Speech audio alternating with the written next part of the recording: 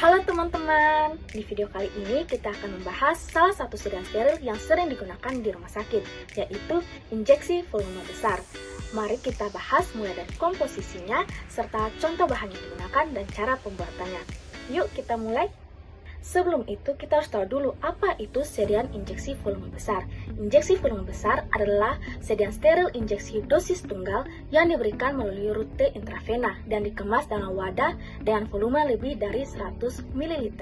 Dalam penggunaannya, sedian injeksi volume besar ini yang umumnya kita kenal dan digunakan sebagai cairan infus. Setelah mengetahui pengertian injeksi volume besar, selanjutnya kita akan membahas komposisi injeksi volume besar, yaitu komposisi cairan infus. Secara umum, formula sediaan infus terdiri dari yang pertama zat aktif, misalnya elektrolit, nutrisi, atau untuk pengobatan.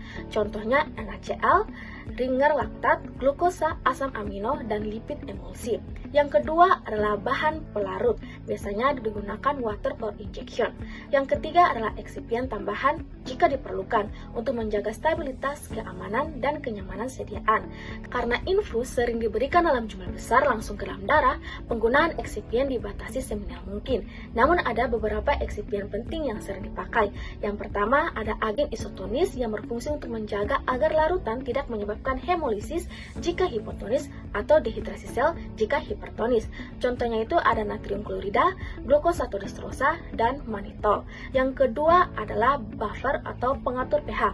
Fungsinya itu untuk menjaga pH tetap stabil sesuai dengan pH fisiologis dan agar obat itu tidak menimbulkan iritasi. Contohnya itu buffer fosfat, buffer sitrat, dan buffer asetat. Nah, setelah kita tahu bahan apa saja yang digunakan, sekarang kita lanjut ke proses atau cara pembuatan cairan infus. Yang pertama ada persiapan dan sterilisasi.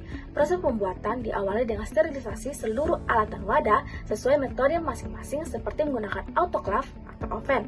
Yang kedua adalah pembuatan aqua pro injection bebas pirogen yang berfungsi sebagai pelarut utama yang diproses melalui pemanasan, penyaringan, dan filtrasi membran untuk menghilangkan pirogen. Selanjutnya dilakukan pemeriksaan dan penyesuaian pH menggunakan larutan penyesuai bila perlu, lalu volumenya digenapkan sesuai ketentuan.